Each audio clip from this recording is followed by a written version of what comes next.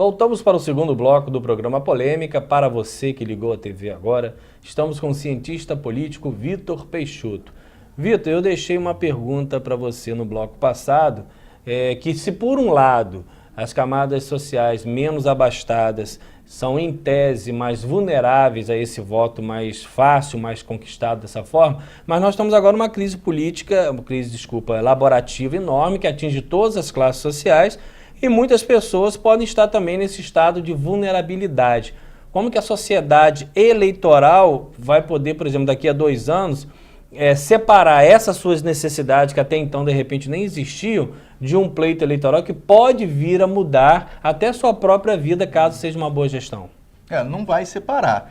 Todo o sistema econômico tem impacto sobre a vida política do país, né? Se há desemprego, obviamente a tendência dos eleitores é punir os governantes.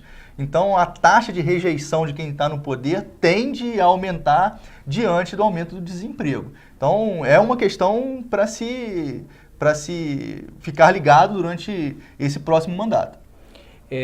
Prestação de contas, né? Aqui a gente está livre para conversar e você dá a opinião que você achar melhor.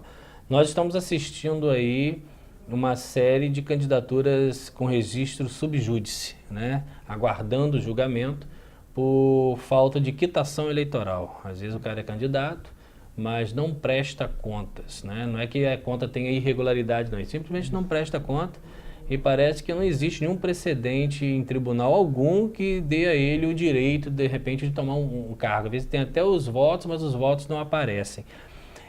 Essa questão da prestação de contas e essa importância que a Justiça Eleitoral dá a ela.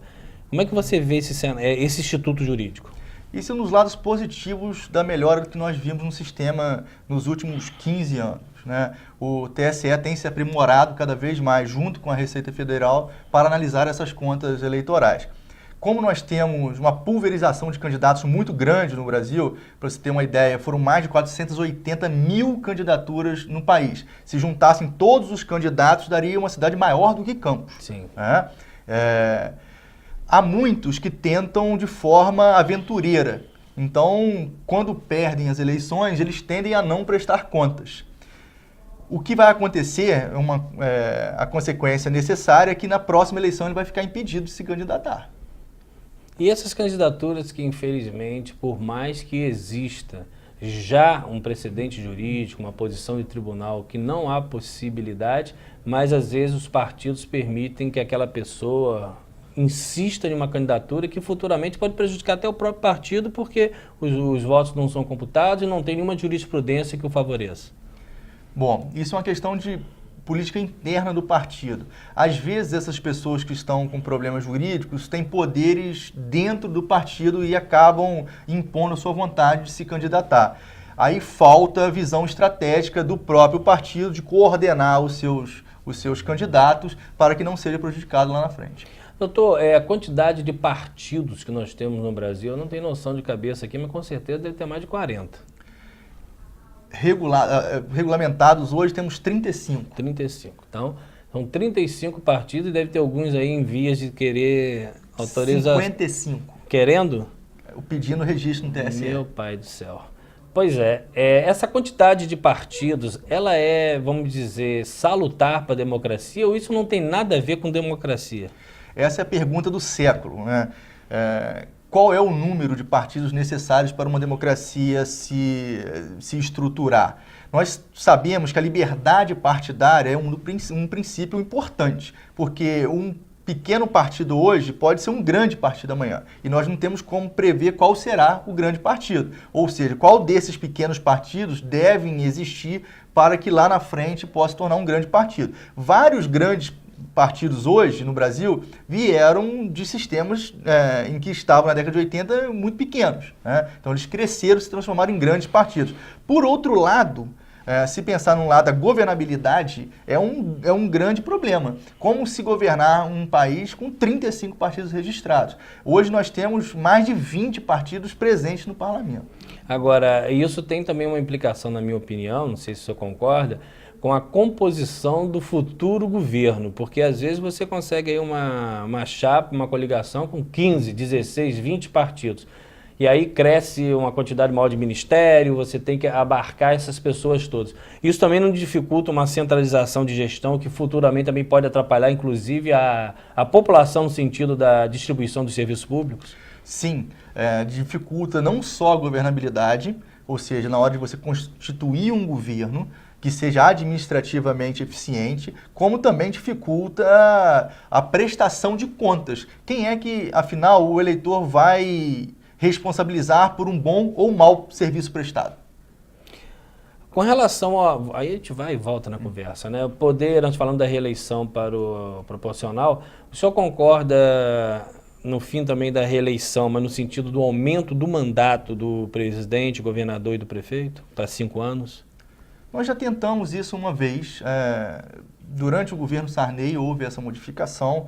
Eu não vejo elementos suficientes para que 4 seja diferente de 5. Parece que é um toma lá da cá. Você tira a reeleição e aumenta o mandato. A grande questão é se você pode fazer um bom governo ou um bom mandato para tentar a reeleição e aí sim ser julgado pelos eleitores. Doutor, vamos falar um pouquinho agora do seu livro, né? Eleições e financiamento de campanhas no Brasil, Vítor de Moraes Peixoto. Nós sabemos que no Brasil, eu já tive também a oportunidade de publicar 2 livros, nós sabemos como é difícil, né, a publicação de um livro, a luta que a gente tem para a publicação, para conquistar o orçamento que precisa ser feito, enfim. Como é que surgiu esse desejo de fazer o livro e como é que foi tudo até chegar a essa bela obra aqui que eu vou ter o prazer de ler? Bom, essa é a minha tese de doutorado, então foi uma recomendação dos colegas que estavam na banca. Você fez mestrado em quê? Eu fiz mestrado e doutorado em ciência política. E a tese foi exatamente com esse mesmo Aonde título. Você fez? No IUPERJ. Hoje é o denominado IESP e está sediado na UERJ. A partir desse momento eu fiz um concurso após o doutorado, retornei à Universidade Estadual do Norte Fluminense, aqui em Campos, e pleiteei um edital da FAPERJ. Então, a minha tese ganhou o edital para a publicação. A gente chama de edital editoração, que é o chamado APQ3. Foi da onde surgiu a edição desse livro. E esse livro, o que você gostaria de destacar nele, não só a obra inteira, mas pontos assim, que quem estiver lendo seria interessante dar um pouco mais de relevância? Bom, numa tese de doutorado, a gente nunca é muito assertivo em determinadas questões. A gente sempre busca a dúvida, aquilo que causa estranheza ao olhar especialista. Então, o que eu tentei no livro é passar para o leitor e eleitor, nesse mesmo ponto, é que nem tudo que nós pensamos à primeira vista tem uma certeza absoluta. Então sempre há vários lados, há várias teorias que decantam no mundo e pode transformar as nossas vidas. Estou lendo aqui o diagrama de dispersão de índice de controle e transparência. Mas aí eu busquei essa palavra transparência para tocar num assunto que eu acho que é muito importante. Os portais de transparência dos poderes públicos e a lei de acesso à informação. Eu mesmo sou autor de várias leis, autor de vários pedidos de acesso à informação, confesso a você que todos negados. Mas o portal da transparência e a habitualidade da leitura do Diário Oficial fez com que a gente pudesse ter um pouco mais de informação sobre os meandros da administração pública. Como é que você vê a efetividade da transparência nesses portais e também no Diário Oficial? Bom, como você acompanha muito bem, sabe que a nossa evolução da legislação melhorou muito no Brasil, né? Nós temos umas legislações mais avançadas sobre transparência. Aí o problema de aplicabilidade, o que as prefeituras principalmente têm dificuldade de colocar em prática. E aí eu acho que um desafio das próximas administrações é exatamente tentar dar mais acesso à informação e com mais facilidade para a população. A gente tem melhorado no quesito jurídico, mas na efetividade a gente ainda peca muito, né? Doutor, vamos ver aqui uma coisa que eu gostaria de te perguntar. O impacto dos gastos de campanha nas eleições legislativas. Eu sei que aqui você delimitou 2006, 2014, mas eu queria que o senhor falasse do impacto propriamente dito, o impacto dos gastos de campanha. Antes da proibição da pessoa jurídica, nós tínhamos aí uma visão muito clara de campanhas milionárias e campanhas não milionárias. Com essa organização, as candidaturas ficaram mais equilibradas? Há chance realmente de quem tem uma competência mesmo? Será que a gente consegue evitar o candidato criado, o candidato pronto de rótulo já devido à quantidade de dinheiro? Bom, é difícil dizer isso porque, como eu te disse, foi a primeira eleição que ocorreu sobre esse novo sistema. Então é difícil comparar ainda com as anteriores, que os dados estão sendo divulgados somente agora. Mas o que nós tínhamos era um horror, né? Os eleitos eram, em sua grande maioria, aqueles que mais gastavam. Pode ser, é uma hipótese que tenha diminuído esse impacto dos recursos financeiros na quantidade de votos. Mas você acha que isso futuramente poderá ser apreciado de uma forma mais clara em termos de estudo? Sim, os dados estão sendo liberados agora e os analistas todos estão preocupados em fazer essas comparações com as eleições anteriores para aí sim diagnosticar se houve mudança e se foi positiva ou negativa. Doutor, com relação a um cargo específico de senador, por exemplo, né? O senador, obrigatoriamente, ele tem que indicar o seu suplente, né? Mas o suplente não é votado. E em muitos casos a gente assiste aí desse suplente ser justamente o financiador da campanha daquele que se elegeu e lá na frente ele até sai e aquele empresário, aquele banqueiro está lá como senador. Na sua opinião, como cientista político, isso deveria acabar? Então, o cargo de senador, ele tem características exóticas, né? Porque ele tanto é um cargo de eleição majoritária, né? Quanto ele é um legislativo. Então ele pega características de atuação legislativa, mas a sua eleição é majoritária, ou seja, aqueles que mais são votados são os dois eleitos, no caso onde há a renovação de 2/3 e um eleito, no caso de 1/3 do Senado. Então, assim como nas eleições majoritárias, o prefeito, o governador e o presidente indicam o seu vice, o senador também indica o seu suplente. E muitas vezes o vice do governador, o vice do prefeito e o vice do presidente são aqueles financiadores de campanha também fortemente. Essa é uma característica que tem o Senado, dada a sua forma majoritária de ser eleito. Essa indicação do vice se deve a essa mistura de legislativo e executivo na concepção da figura do senador. Exatamente. Ele, na verdade, é um representante do Estado, tanto é que o Rio de Janeiro, São Paulo, tem o mesmo número de senadores do Acre, de Rondônia, né? O coisa que não acontece com os seus legisladores para a Câmara dos Deputados. E é importante lembrar que, como o senhor colocou representante do Estado, na ordem sucessória, né, vem o representante do povo, que é a Câmara dos Deputados, e depois vem o Senado, né? Parece que o Senado é mais importante que a Câmara, mas na linha sucessória não é. Não é. Agora, falando em linha sucessória, né, nós tivemos uma presidente eleita afastada, nós temos aí um vice-presidente também respondendo por questões eleitorais. Nós temos, na ordem sucessória, o presidente da Câmara que acabou de ser afastado e temos o presidente do Senado. Se a gente for começar a falar do Renan Calheiros aqui, nós vamos ficar um ano. E aí, como é que fica essa representatividade do Brasil diante dos seus principais personagens não terem hoje, vamos dizer, uma linguagem moral capaz de ser representada? Eu falo isso porque antigamente, quando a televisão parava, presidente da Petrobras vai falar. Aí você, né, o presidente da Petrobras. Vai falar o presidente do Banco Central. Vai falar o presidente da Câmara dos Deputados Federais. Hoje parece até uma piada, né? Bom, a gente passa por uma instabilidade política muito grande. Isso não é bom para ninguém, né? A gente teve uma presidenta afastada, eleita, e assume o seu vice. Que o problema do senador é o mesmo problema do vice-presidente que assumiu, né? E a linha sucessória, vamos e convenhamos, não é das mais brilhantes possíveis, né?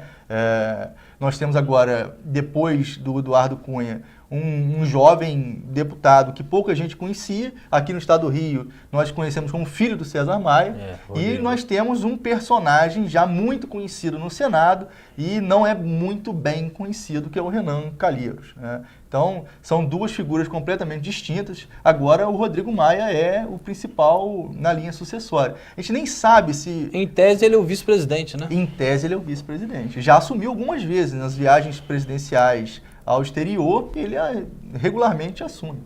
E você acha isso, aí só para fechar o raciocínio, essa instabilidade dos personagens de ordem sucessória é ruim para a própria democracia, né? Porque causa muita incerteza. Quem é Rodrigo Maia? Então,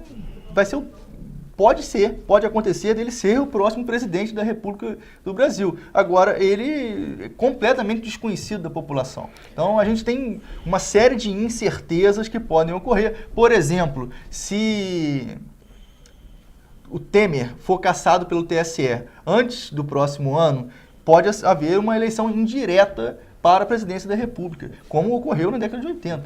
Com a coordenação do presidente do Supremo, é isso? Isso, e pode ser qualquer um candidato, não precisa ser necessariamente do Congresso. Acho que essa é a grande questão, pode vir qualquer um. Eu estava observando, só fazendo um gancho, né? Estava fazendo uma observação com relação às eleições americanas. Eu fiquei estarrecido em ler uma matéria que tinham quase 1.800 candidatos à presidência dos Estados Unidos. Que uns pagam taxa, pode ser candidato, o outro pode ser candidato por lista de 800 nomes. Um sistema eleitoral um pouco deturpado, né? É um dos sistemas eleitorais mais esdrúxulos do planeta. Inseguro, você ganha no voto popular, mas não ganha no voto dos delegados. Foi o caso do Trump, né? Foi o caso do Trump e não muito distante foi o caso do Bush, quando ganhou o Al Gore. Então nós tivemos 2 eleições já nesse século dos Estados Unidos, onde o voto popular não elege o presidente da República, né? Porque lá o sistema é um federalismo extremado, onde os estados têm mais importância do que a quantidade de pessoas que estão dentro dele. Tanto que as leis estaduais variam, né? Variam, pena de morte, por exemplo. E tem uma enorme competência em diversas questões, não só criminais. No Brasil, você sabe melhor do que eu, que você é jurista, os estados não podem regular sobre sistema penal, não é isso? Sobre crimes. Agora, nos Estados Unidos pode, tanto é que o seu exemplo é sobre a pena de morte. E isso se reflete, por exemplo, no sistema eleitoral.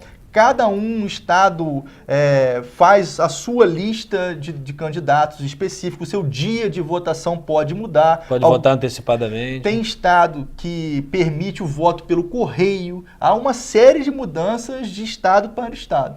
Você daria que nota para o sistema eleitoral americano? De 0 a 10? O sistema eleitoral em si? Do que você acabou de falar. 5. Fraco, né? Fraco.